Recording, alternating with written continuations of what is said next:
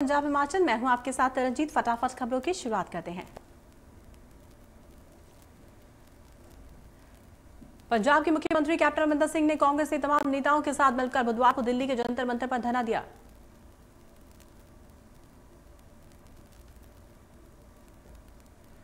जंतर मंतर पर धरने से पहले सीएम ने दिल्ली के राजघाट पर देश के पिता यानी महात्मा गांधी को श्रद्धांजलि अर्पित की।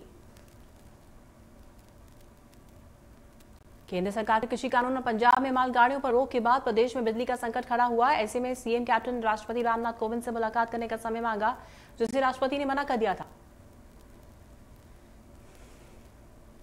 पंजाब में रेल सेवा रोके जाने के बाद से ब्लैकआउट का खतरा बढ़ गया है। इस मुद्दे पर धरना देने के लिए सीएम कैप्टन अमरिंदर सिंह कांग्रेस विधायकों और पार्टी के अन्य नेताओं के साथ दिल्ली में धरना प्रदर्शन किया।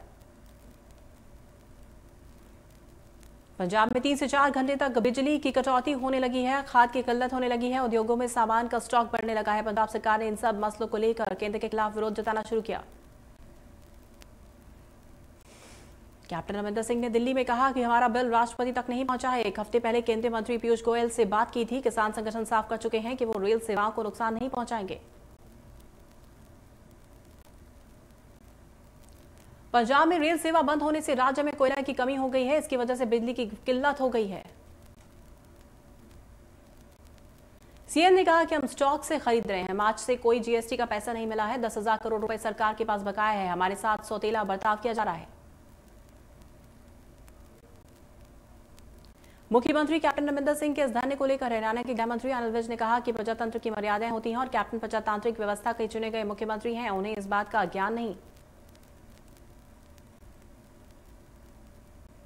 राज्यसभा सांसद सुखदेव सिंह ढींडसा ने मठंडा में पत्रकारों से रूबरू हुए। इस मौके पर उन्होंने कहा कि यह समय सभी पार्टियों के लिए राजनीति से ऊपर उठकर पंजाब की दुर्दशा को ठीक करने का है।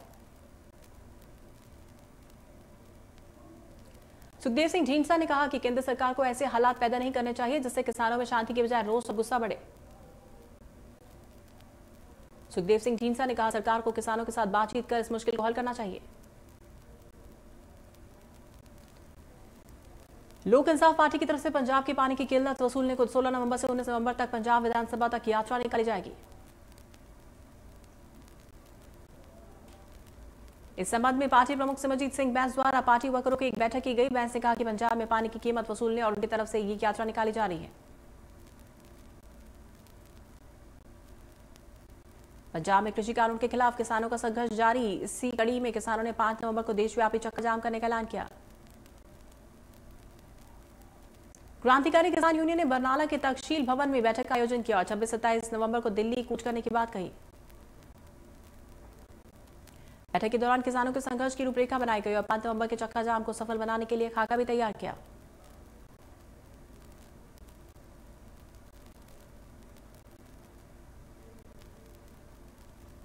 किसानों के प्रदर्शन को लेकर बीजेपी के पूर्व कैबिनेट मंत्री मदन मोहन मित्तल ने कहा कि कांग्रेस किसानों के प्रदर्शन का समर्थन कर रही है। मदन मोहन मित्तल ने कहा कि किसानों के प्रदर्शन को समर्थन करने के बाद सीएम कैप्टन अमरिंदर सिंह किसानों के हीरो बनना चाहते हैं।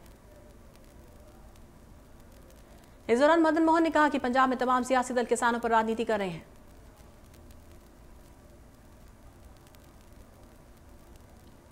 बठिंडा में राज्यसभा सांसद सुखदेव सिंह ढींडसा ने प्रेस कॉन्फ्रेंस की और कहा कि आज पंजाब की दशा बिगड़ रही है। ढींडसा ने कहा कि श्रोमणी अकाली दल बहुत बदनाम हो गई है। हालांकि श्रोमणी अकाली दल बहुत बड़ा इतिहास है और बदनाम अकाली दल नहीं बल्कि इस दल के प्रधान ने बदनाम किया है।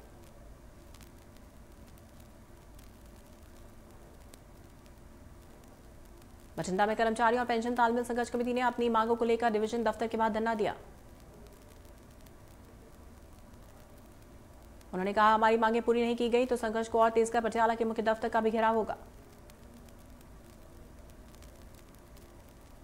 फरीदकोट के चहलगांव में कुछ किसानों पर पराली जलाने के लिए एफआईआर दर्ज की गई। वहीं इन किसानों का कहना है कि उन्होंने पिछले 2 साल से पराली नहीं जलाई। इंडिया न्यूज की टीम ने इस पूरे मामले में पंजाब प्रदूषण कंट्रोल बोर्ड के अधिकारियों से बात करनी चाहिए तो दफ्तर के सभी दरवाजे बंद किए गए।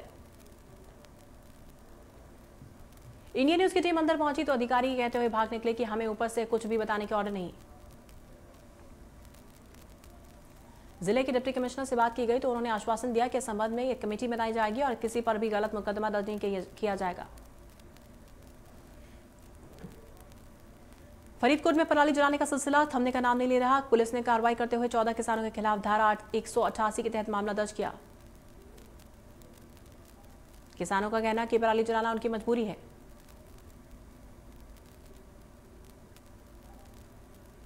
पंजाब में पराली नहीं जलाने को लेकर किसानों को जागरूक किया जा रहा है, जिसका परिणाम पठानकोट के किसानों के रूप में देखने को मिला।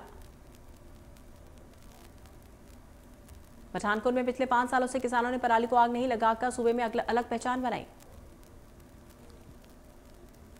पठानकोट जिला पंजाब में एकमात्र ऐसा जिला बन गया है जहां पंजाब से सबसे कम पराली जलाने के मामले सामने आए। संगरूर के गांव किनोई में पिछले 15 साल से किसान फसल के बाद निकलने वाले कचरे को आग नहीं लगा रहे, जिससे वातावरण भी साफ रहता है।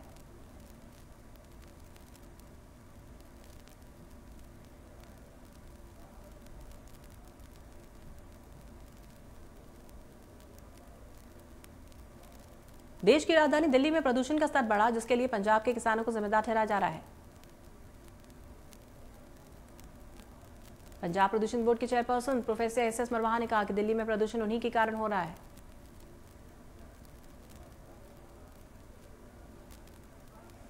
होशियारपुर के डिगाना रोड पर लगातार सड़कों की खस्ता हाल से खफा लोगों का प्रदर्शन जारी। भूख हड़ताल पर बैठे लोगों ने बस स्टैंड के पास प्रभात चौक पर जाम लगाकर धरना प्रदर्शन किया और प्रशासन के खिलाफ नारेबाजी की। मोहल्ला निवासी ने प्रशासन को चेतावनी देते हुए कहा कि अगर अभी प्रशासन की ओर से प्रतिक्रिया नहीं आई तो कैबिनेट मंत्री सुंदर श्याम अरोड़ा के घर का घेराव होगा।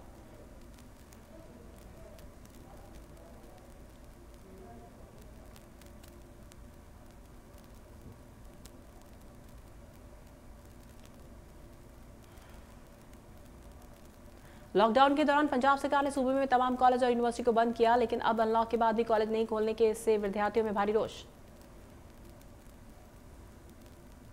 पंजाब स्टूडेंट यूनियन ने कॉलेज खोलने की मांग करते हुए गुरदासपुर कॉलेज में धरना दिया।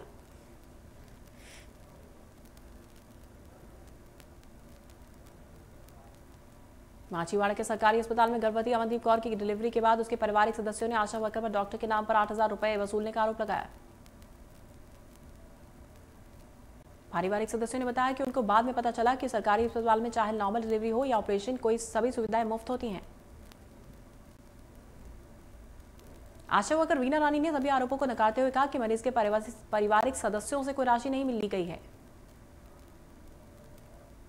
इस मामले में एसएमओ ने कहा मामले की जांच के बाद कार्रवाई होगी।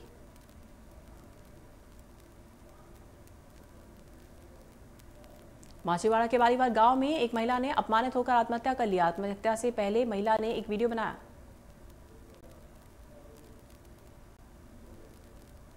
फिलहाल पुलिस ने इस मामले में 8 लोगों के खिलाफ मामला दर्ज कर लिया है और आगे की कार्रवाई शुरू की।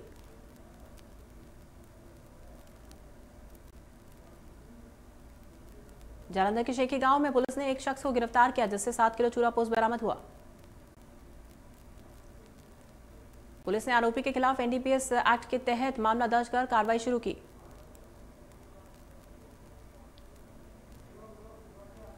जालंधर में कुछ अज्ञात लुटेरों ने कार का शीशा तोड़कर व्यापारी के पास से 20 और 25 नकदी और जरूरी दस्तावेज लूटा और फरार हुए।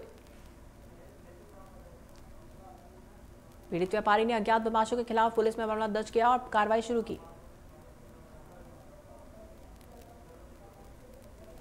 धुरी में आग लगने से मकान पूरी तरह से जलकर खाक। आग लगने का कारण पंखे में शॉर्ट सर्किट बताया जा रहा है।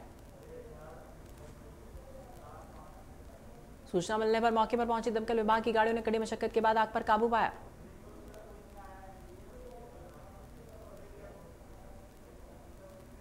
पटियाला पुलिस को नशे के खिलाफ बड़ी सफलता मिली। नाकेबंदी के दौरान पुलिस ने 2 नशा तस्करों को गिरफ्तार किया। जानकारी के मुताबिक पुलिस ने नशा तस्करों के पास से 1 देसी कट्टा 4 जिंदा कारतूस बरामद किए।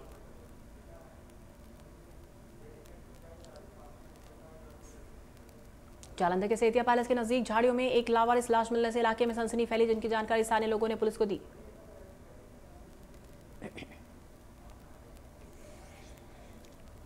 सूचना मिलने पर मौके पर पहुंची महिदपुर पुलिस ने लाश को कब्जे में लेकर पोस्टमार्टम के लिए भेजा।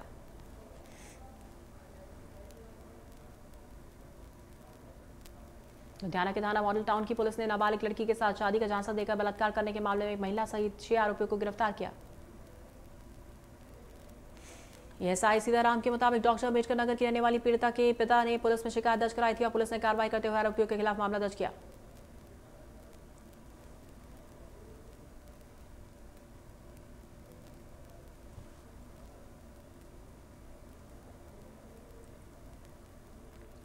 कोरोना काल में करवा चौथ का त्योहार मनाया जा रहा है। ऐसे में नाभा के पूर्व नगर काउंसिल और अमरू इंप्रूवमेंट ट्रस्ट के चेयरपर्सन अमरदीप सिंह खन्ना की तरफ से सुहागनों को फ्री में मेहंदी लगाई गई। शिमला में मल्टी स्पेशलिस्ट अस्पताल का सीएम जयराम ठाकुर ने दौरा किया। साथ ही सीएम ने अधिकारियों को समय पर काम खत्म करने को कहा।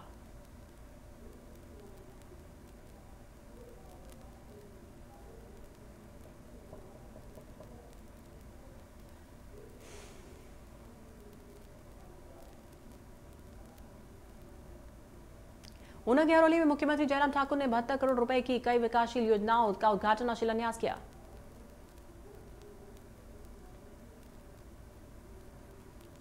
इस दौरान सीएम ने सरकार की उपलब्धियां गिनाई और साथ ही नेता विपक्ष मुकेश अग्निहोत्री पर भी जमकर निशाना साधा। मुख्यमंत्री ने कहा, हरोली क्षेत्र में बल्क ड्रग पार्क लाने के लिए सरकार प्रयास कर रही है, तो वहीं कांग्रेस विकास का विरोध करने में लगी। शिमला से सांसद और बीजेपी प्रदेश अध्यक्ष सुरेश कश्यप ने नाहन लोगों की समस्याओं को सुना और अधिकतर समस्याओं का मौके से निपटारा किया। इस दौरान सुरेश कश्यप से गृह रक्षकों के एक प्रतिनिधि मंडल से मुलाकात की और अपनी ड्यूटी संबंधी समस्याओं से अवगत कराया। सुरेश कश्यप ने बताया कि इस बारे में जल्द ही प्रदेश सरकार से बात की जाएगी और इनकी समस्या का हल किया जाएगा।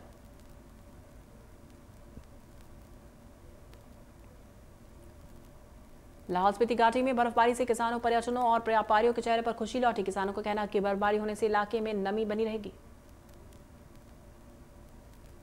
लाहौल घाटी में बर्फबारी होने से पर्यटकों ने आना शुरू कर दिया है, जिससे होटल कारोबारियों ने राहत की सांस ली।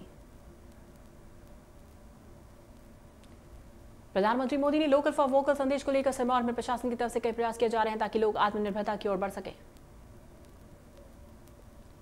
वहीं जिले में मेड इन सिरमौर के तहत गौ में ज्योति नाम के से गोबर के दीपक बनाए गए और दिवाली के लिए बिजली की लड़ियां भी बनाई गई। इन उत्पादों के विक्रय और उनके प्रचार प्रसार के लिए नाहन में मेड इन सिरमौर विक्रय केंद्र भी खोला गया, जिसका शुभारंभ सिरमौर उपायुक्त डॉक्टर आर.के. परूथी ने किया। सोलन के राष्ट्रीय उच्च मार्ग कालका शिमला एक निजी बस तेज रफ्तार से कारण पलट गई। इस हादसे में एक महिला की मौत हुई। इस हादसे में 3 लोग गंभीर रूप से जख्मी हुए, जिन्हें आईजीएमसी शिमला रेफर किया गया है और बाकियों का इलाज जारी। उपमंडला अधिकारी अजय यादव ने बस दुर्घटना का मुख्य कारण तेज रफ्तार और ओवरटेक बताया।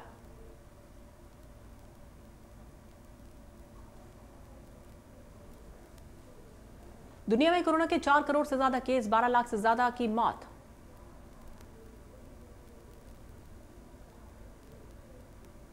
अमेरिका में 96 लाख से ज्यादा केस, 2 लाख से ज्यादा की मौत।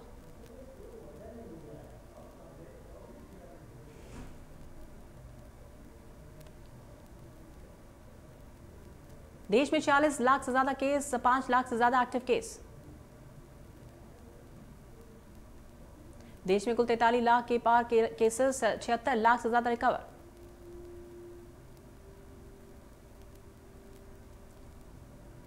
महाराष्ट्र में कोरोना की रफ्तार पर लगा ब्रेक। एक दिन में करीब 5,000 से ज्यादा केस सामने आए। यूपी में 1,726 केस, 4 लाख से ज्यादा कुल संक्रमित केस, 22,000 से ज्यादा एक्टिव केस। तमिलनाडु में कोरोना से हाहाकार, एक दिन में सामने आए 2,000 से ज्यादा केस। राजस्थान में कोरोना के 16,000 से ज्यादा एक्टिव केस। आंध्र प्रदेश में एक दिन में आए कोरोना के 2,000 से ज्यादा केस, मरीजों का आंकड़ा 8 लाख के पार।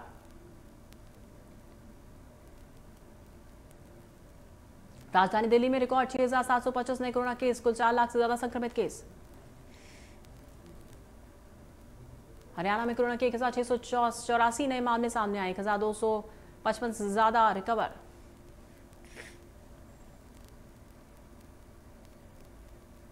पंजाब में कोरोना का कोहराम बरकरार, पिछले 24 घंटे में 415 नए मामले। पंजाब में संक्रमितों की संख्या 1,35,000 के पार। पंजाब में कोरोना के 4,226 से ज्यादा एक्टिव केस। हिमाचल प्रदेश में कोरोना के आंकड़े बढ़ते जा रहे हैं, जहां पिछले 24 घंटे में कोरोना के 334 नए मामले सामने आए।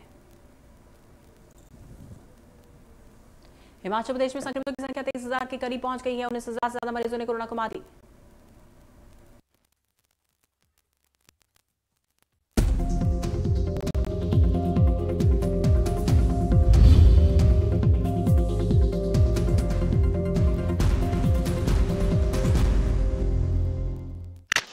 ओ ईश्वर से हाँ क्यों